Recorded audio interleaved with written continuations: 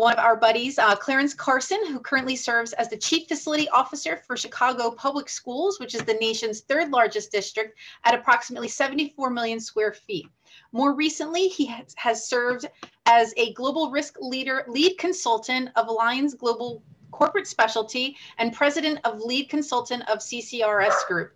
He has a slew of volunteer activities under his belt as well, which you can absolutely read about in his bio within this speaker section. He has a demonstrated history of working in multiple industries: commercial real estate, K-12 education, government, public utility, power, multifamily, residential, insurance, healthcare, higher education, and beyond at both the project and executive levels. And now I'd like to turn it over to Carson. I'm excited for this session. I know that, this has definitely been a very trying time for everyone. And what everyone here in this room, in our virtual room, can definitely say is that, you are a leader. You are a leader of a department. You're a leader of a large group of people. Some of you may be a leader of a smaller group of people, but you are a leader. And Clarence is going to talk about leadership and structure and, are you positioned for the future? So looking forward to this, Clarence. I'll turn it over to you. Thank you very much, Michelle. I want to first say thank you again for inviting me. I really enjoyed the other presentations from the other leaders earlier today. I think a lot of us have been talking about essentially what I'm going to be talking about, but in different ways. So leadership, and are we ready for the future? Are we positioned correctly with our staffing? With our direction and how we're going to proceed forward as a new facilities group. I think COVID-19 has taught us a whole lot of how to reposition ourselves, or how much we needed to reposition ourselves or evolve. Otherwise, we're not going to be able to sustain what needs to be done. Are we ready? Are we ready to position ourselves for success? As in our staff, do we have the right people? Do we have the right positions? And do we have the right model to succeed, and also the right funding as well? So I'm going to share my slides here shortly, and then after that we'll have a conversation with Michelle. And I just want to remind everyone to go ahead and post your questions, comments in the chat feature, and I'll be able to share those with Clarence. Okay, can you all see that? Yep, you're all good. Okay, fantastic. All right, so as typical, I like to highlight again who we are at CPS and our vision and everything else as well. So our facilities department here is dedicated to CPS, providing CPS students with a building that is safe, warm, and dry. Our vision is to provide high quality and equitable learning environments across the district. And our mission is to make a student proud of their school so that each student can concentrate on their studies. Additionally, the department assists schools in the day-to-day physical operation of their building, striving to reduce the energy use of each school or providing a more comfortable classroom. Now, I always start there because I think as a leader, we have to be able to make a vision and also have a mission for our entire department. If you don't have that, you cannot refocus your team on a daily basis on the goal at hand. A lot of us are not looking at continuous improvement and figuring that whole thing out as well. But essentially, if you don't have your mission and your vision stated and documented for everyone to see, your team is just kind of moving from crisis to crisis and correction to correction. So also I wanted to highlight here again the size of our demographic of our department and our district. As Michelle talked about, we are a pretty large district. We have, you see numbers of school buildings from elementary schools to middle schools and high schools, and also 7 stadiums. And you see to the far right, that's just a graphic to kind of show that we go from the very new buildings to about 150 years old, if not a little bit older than that. Our average building age is about 81 years old. To the far left, you see some of the services we currently provide, excuse me, which are building repair, preventative maintenance, custodial, disinfection, which you can imagine the disinfection part is a lot more important now than ever has been before, pest control, snow removal, and then also looking at APA custodial cleaning standards. In the middle, you see how our demographics of how our staffing is created right now. Again, we have about 835 board custodians. We have about 1,200 permanent custodians and about 574 temporary privatized custodians. And within that, I have to clarify, we actually just hired another 400 custodians for COVID-19 to provide more cleaning and disinfection around our buildings. So now we actually have about 1,200 board custodians, and then also the same number of privatized custodians there as well. We have 500 building engineers privatized, and about another 100 privatized building managers as well. As to the far right, you see our square footage. Those are buildings that we own. We also lease other buildings as well throughout the district, throughout the city. And we have a new and expanded department teams, which I'm going to talk about with you all a bit here as well. So what I wanted to talk about as well is how we had to evolve, what were some of our initial triggers to evolve and felt that we needed to. I'll just start by saying we were not as customer-centric as we needed to be. That's flat out. As facilities, we were quite reactive. We tried to be proactive, but even while doing that, we were not listening to our customers as much as we should. This is actually a snapshot of a survey we did back in 2018, January, which is really SY 2018, and then the beginning of SY 19 being that August, trying to drive to get more input from our principals in our schools. This is before I got here, so I don't mind. I got to put that caveat in there. You'll see the next slide when I joined, how we were to drive into this more and really figure out what our district needs. So in January 2018, our district tried to do a survey. We got about 205 responses. It showed our overall satisfaction was about 59%. You see to the far right. So you had custodial satisfaction at about 54%. You see engineering satisfaction here at about 76%. And overall district satisfaction with our department, about 59%. Just not very good. But we should have tried better to build from there. In August, we did another survey, which again is our entire district. We're talking about we're over 500, almost 600 buildings, 600 campuses, and about 1,300 buildings. But we're talking about only 205 respondents in January 2018.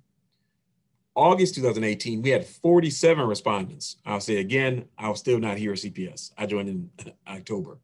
But at that time, we only had 47 respondents. But you can still see, even with that, just focusing on cleaning, our satisfaction was still quite low.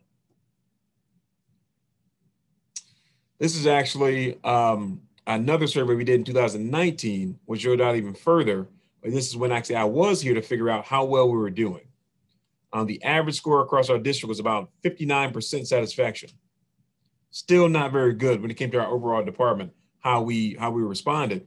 But the way we did that survey, it had better questions and allowed us to have better feedback from the principals. And we did follow up with the principals to make sure that they were sitting down with them personally, pre-COVID, of course, and then assessing their issues and figuring out the best ways to correct them. But it took us really analyzing each network and understanding how many respondents we had, driving the responses up. I think at that time we had 445 respondents. Again, a big jump from having 200 something to 47, and then having 447 respondents. And then driving this to really figure out, are we positioned properly as a department? Is our structure correct? And even is our leadership in our team correctly developed and correctly placed? And that goes from our central office leaders down to our building managers, to our quality assurance managers. We have this role here too, as well as to our custodial managers and so on, and building engineers. So again, really digging into each one of these pillars and figuring out either by network or by principal themselves or by category of work. We see to the far right, cleanliness, repairs, pest control, landscaping, snow removal, those. Are we meeting our satisfaction ratings with each of these groups? Even deeper, this is another district-wide central office-led principal satisfaction survey that this is done. So you have one that's done by our department, then you have one that's done by central office amongst all the other departments. Where do we sit department to department when it comes to our positive or less positive, is another way to say it. Are we positioned well? Again, let's go to the questions of, is the role of the department in the schools, is it clear or not? The service provided by the department helps me to do my job as an admin. The department directly or indirectly supports student achievement. Communication from the department are clear. you see this, we actually had some areas that we needed to have correction in. It's more so the thing I want to have as a takeaway from this. So what did this tell us about our leadership and the way we were structured? We were not positioned well. We were not positioned well for success. And that if we didn't do something drastic, even with new leadership changes, me joining and so on, we will be linked to the exact same fate as what we were before. So with that, we looked at doing our district is really positioned around a really well developing our continuous improvement plan. And within that continuous improvement plan, each department has to create it. We have to develop strategic priorities. And we made sure that one of our priorities that we had last year going into this year was refocusing on customer-centric goals. If you look at each of these 4 areas, these were four targets we had within that goal. Better track principal initiated complaints in real time and response time. Better track principal initiated work requests in real time and response time. Better incorporate principal annual survey results to improve the program, and assist with the increased training and preparation of custodians and engineers. This was essential to our success, but also we had to look at our department makeup. So we had to look at our team leadership and realignment. So before I joined, some of these positions you see here did not exist. Our project controls, you see, right now you see these 6: project controls, operations, staffing management, warehouse logistics, energy sustainability, and environmental health and safety. Project controls didn't exist. Project controls was developed regarding around process improvement, policies and procedures, and documenting how we do things. Just driving that continuous improvement over and over again into all of our efforts. Operations was here before. Staffing management, we added much more training and disciplinary component to staffing management. Energy and sustainability, we had not had that position here in quite a while. I think the last person we had here in that position actually went to the New York School District back in 2015 or so. So we had not had an actual district person leading that effort as well. At the environmental health and safety, there was no one here for that really at a portfolio-wide level. There we had an employee doing work, but more so operating and reaching out to our managed environmental consultants, which are more of an outsourced vendor. But again, no one really central to how we manage our district. You see on the far left, again, you see those asterisks. Those are newly developed teams that were not here before. I just highlighted, and we really drove into those. And we really had a shared goal of providing a well-rounded department primed to both address and respond promptly to needs of the district, create more programming controls, transparency, and greater efficiencies, and enhancing our energy accountability and savings.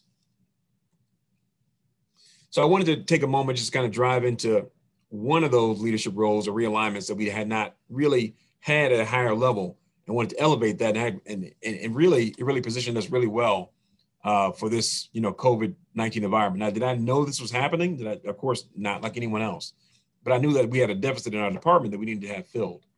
This environmental health and safety role as a director role, we actually found a great candidate for that, and he's been helping us out a whole lot, tremendously. So I wanted to highlight some of the things we put in place during the COVID-19 pandemic, which links to where we are now, but better positions us also for the future. So we did an indoor air quality assessment of all our schools and admin buildings in about 4 weeks through the program he was able to develop. Now, without that position, we would not have been able to do that well. He also helped, I'm just showing these are some of the benefits of that role. He also helped with that assessment. He led it, but it's performed with our 3 independent environmental consultants. We tested for condition, which are CO and particulates, and then comfort, temperature, and relative humidity. The ventilation assessment, which was the next, something else that came out of that indoor air quality assessment, was for all our schools, took about 4 weeks as well, where we looked at all of our mechanical systems and really drove investment into those. First, we had to inquire about the status of them. Again, the help from our operations leader, as well as from our environmental health and safety manager leader as well. From that, just from having this new leader and focusing on this new leadership role in their capacity, it drove even more innovation into us with the indoor air quality handheld devices that we now purchased, and we have now for every building engineer and every quality assurance manager. Now, some other districts might have actually already had an indoor air quality program, but we did not. So it actually somewhat limited us when going into the pandemic. But luckily, we were able to have this position created and be able to roll into it really quickly. And again, the handheld devices helps us out tremendously now. Just went live last week, actually, after we purchased all these different units. And we're also driving it even further to actually have an indoor air quality building sensor in every building. Again, this will be a centralized sensor for a portfolio level, a live review of all our buildings, something we had not had prior. And the last thing I'll say was a benefit of this role and his leadership in a district-wide capacity was our respiratory protection program. Specifies standard operating procedures applicable to respirator use and program administrators according to the requirements of this certain standard. This RPP establishes procedures for the selection, fit testing, use, and maintenance of respirators, and for medical clearance of employees using the respirators. Again, not something we had before, but positioning ourselves with this role helped us develop all these other capacities within our department that now have helped out our Office of Student Health and Wellness and other departments as well. And I'm going to try to swiftly run through these as much as I can. Along with looking at, again, our department is created for the leadership-wide side of it, but also look at our business models, how are we positioned, our structure itself.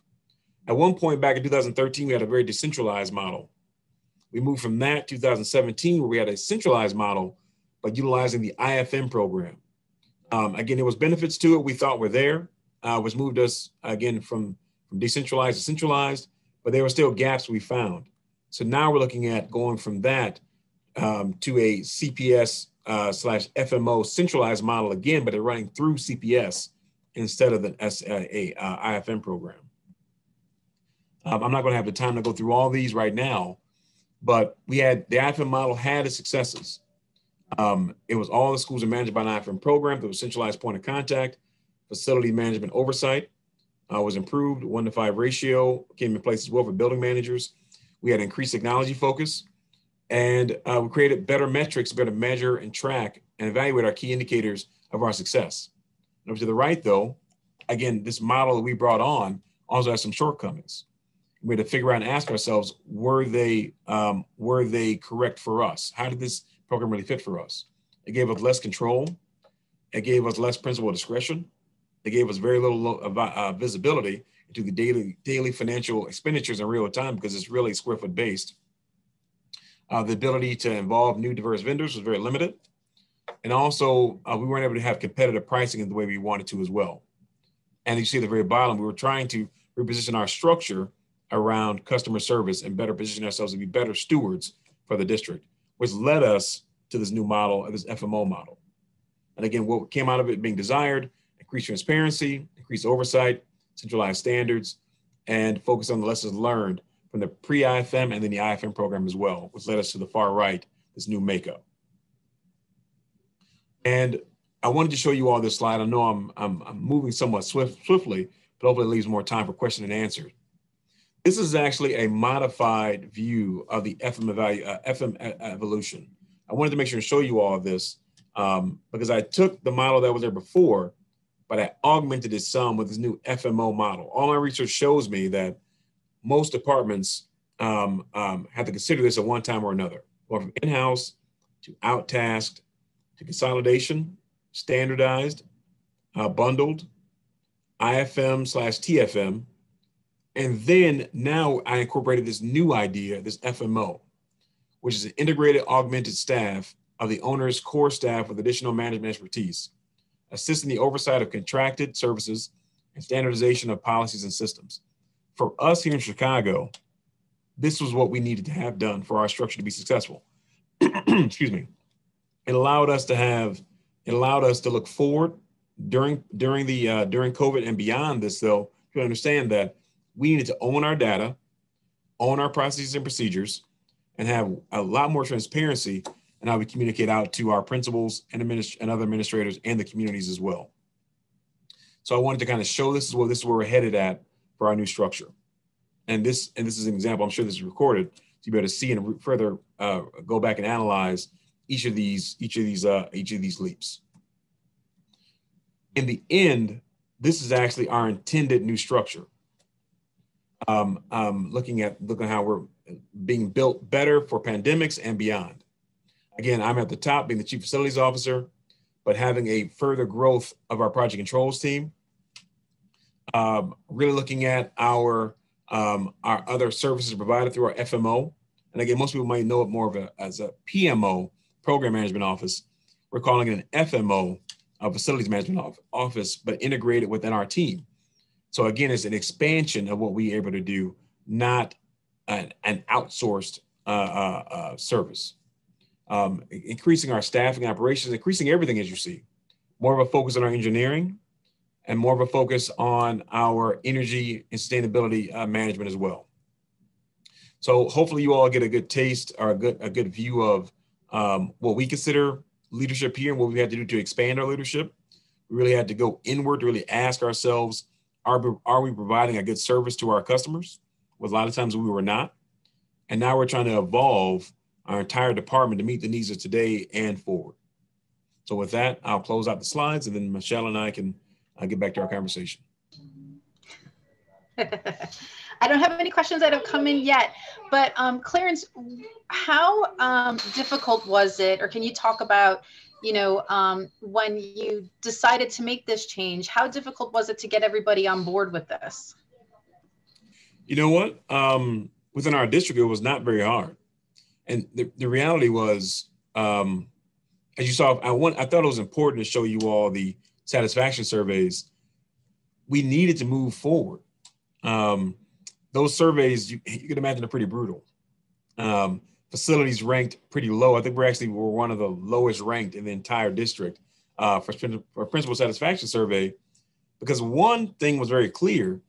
They didn't have very clear expectations about what we were supposed to do, what actually our services were supposed to be, and what level of service they're supposed to receive.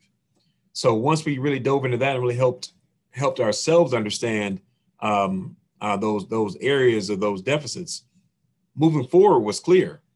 The IFM program, and before that, even our centralized program here with the CPS, we had to do something else. Now, there is somewhat of a desire to become more centralized, where we own all the staff, but we're not at that place. So we had to realize, really take an introspection of ourselves, what we're capable of, and understand that fact that we had to depend on FMO to lead us forward, or at least work with us forward. But at the same time, we were beyond being led by our nose, I guess, in a way, through an IFM program and having someone to do all the services for us. We want to be integrated into the effort and really learn from it and lead the district ourselves and not be so dependent. And I know that the process had started pre-pandemic. And now, having gone through this, I know you touched on different points of it. It really, I feel that it probably even showed you, it even helped with, after getting the responses from those surveys, they're getting to see this is what facilities is doing for you. And what you can expect, especially, now that you have to worry about extra cleaning in the facilities and all those things. Nothing's come through yet, but we have about 4 minutes left. So just wanted to see if you had any final thoughts. Yeah, so I'll also say, though, that you're right. During the pandemic itself, it's shown us a lot. It showed us that one, we can do more than we did before. We could be more respondent. We did not have a CMMS before as well. So you can imagine all these things are happening at the exact same time. The response to the pandemic, moving towards an FMO model, which is set to start July 1st for us, and also bringing on a new CMMS system, bringing it online July 1st as well. So what it showed us, though, was using all these smart sheets and further developing them all, that we can be more responsive than we were before if we work differently. Our principals are more in tune to our expectations. We've been asking ourselves through our procurement purchasing, through our collaboration with procurement, with talent, with budget, and so on. Can we buy more products? Can we manage buying things ourselves as well, instead of the IFM having to buy things for us? And we found we could. So essentially, this whole process showed us that it was more of a sink or swim scenario. Can we do more? Can we take on more responsibility? And we found out through the pandemic that we could. It's definitely, you know, and this is after the conversations that I had with people earlier on, you know, especially now, and we touched upon a lot of those things with a number of our sessions today, you know, these opportunities that arose from the pandemic. You know, there were wins and successes, and, you know, just being able to reevaluate your departments and what you're capable of doing. You're able to kind of see a new light within And you're yourselves. right. So, and I appreciate that. I mean, you're right. We started this back in 2019, the evaluation process. Again, all the RFIs, I mean, all the surveys we did came to a certain point. And actually, I regret that I didn't add into it also, but it was, you know, it was a lot of slides to go through already. We did a global wide RFI to understand the business models that school districts and also from the government, nonprofit, as well as privatized organizations did to understand, you know, what worked best for them. So we started back then to really understand what's on the marketplace, and then positioning ourselves to figure out what's best for us. And then the pandemic hit, and then we had to really figure out what worked best for us and what we really could manage ourselves. And it really made us figure out and gain more confidence that we can manage it ourselves, manage the district ourselves without an IFM, but also having someone to expand our capabilities. Absolutely.